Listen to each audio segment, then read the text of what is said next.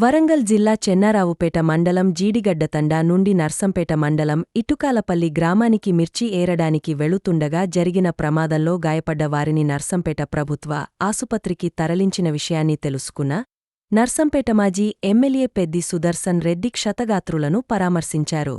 క్షతగాత్రులకు అందుతున్న వైద్య సేవల గురించి వైద్యులను అడిగ తెలుసుకుని మెరుగైన వైద్యం అందించాలని సూచించారు. కాగా ఈ ప్రమాదంలో ఒకరు మృతి చెందారు. వరంగల్ జిల్లా చెన్నారావుపేట జీడిగడ్డ తండకు చెందినటువంటి మిర్చి పంట వేరేటువంటి నర్సంపేట మండలం ఇటుకాలపల్లి ప్రాంతానికి కూలికి వెళ్తున్న సందర్భంగా ప్రయాణం చేస్తున్నటువంటి ఆటో వాహనం బొల్తాబడి సూక్య అనేటువంటి వ్యవసాయ కూలీ మరణం చెందడం, మిగతా ముగ్గురు కూలీలు అత్యంత సీరియస్గా ఉండడంతో వరంగల్ ఎంజీఎంకి తరలించడం జరిగింది. మిగతా 36 మంది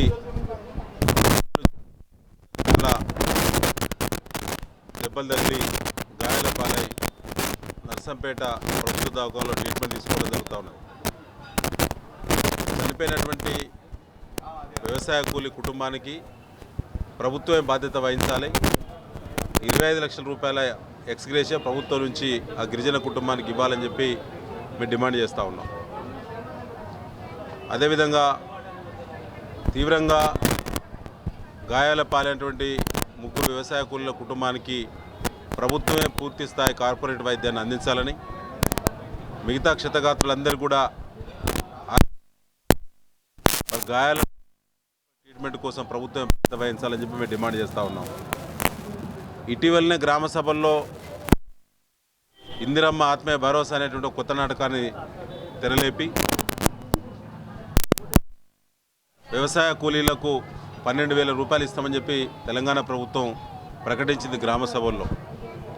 ఇవాళ నేను అడుగుతున్నాను, మన గ్రామ సభల్లో అర్హుల జాబితాను తప్పుల తడకగా తయారు చేసినటువంటి ప్రభుత్వ పెద్దలు కానీ అధికారులు కానీ ఇలా తలదించుకోవాలి.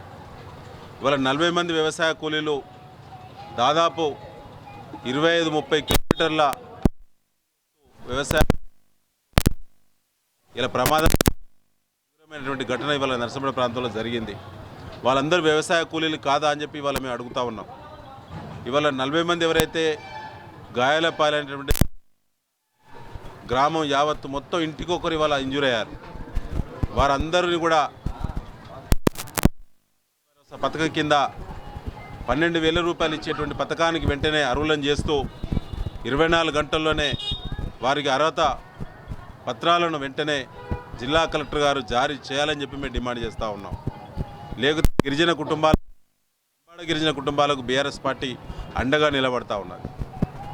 రెండో విషయానికి వస్తే ఇవాళ మనం ప్రభుత్వ దవాఖాన నుంచి మాట్లాడుతూ ఉన్నాం.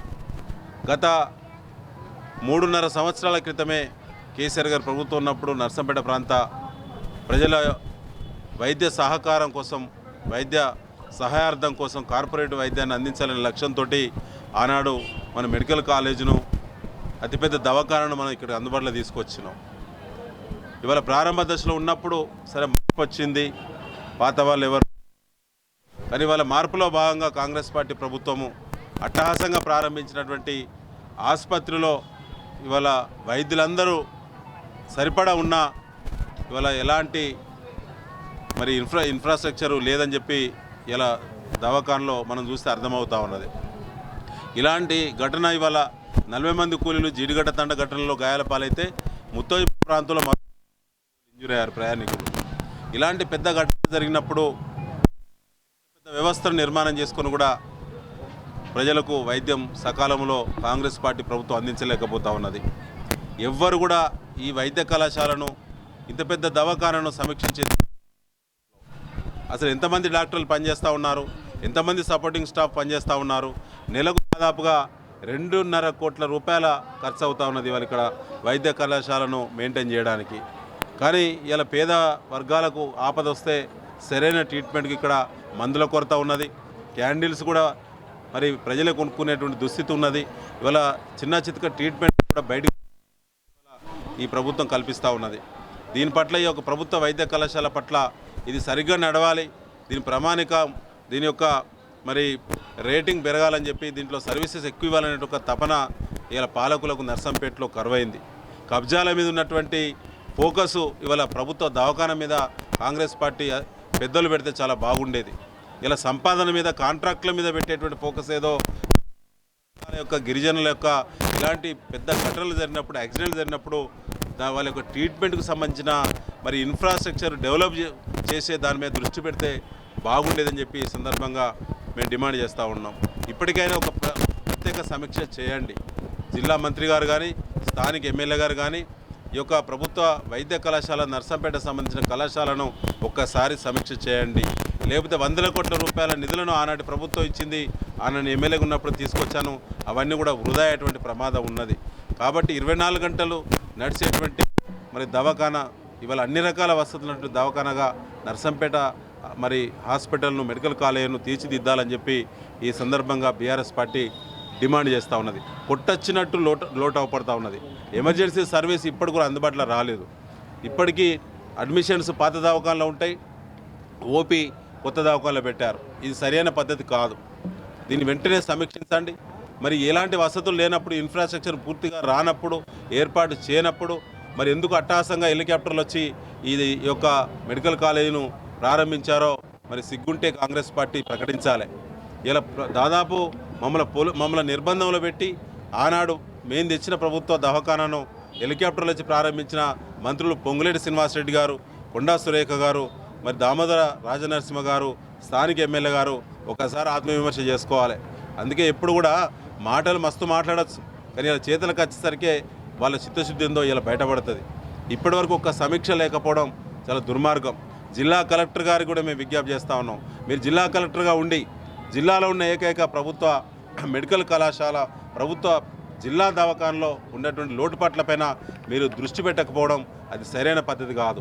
ఇవాళ మీ దృష్టికి వచ్చిన మరి అనేక పోస్టులు నమ్ముకునేటువంటి పైసలు వసూలు చేసేటువంటి ఘటనలు వచ్చినా కూడా ఇలా ప్రభుత్వం ఎలాంటి చర్యలు తీసుకోలేదు.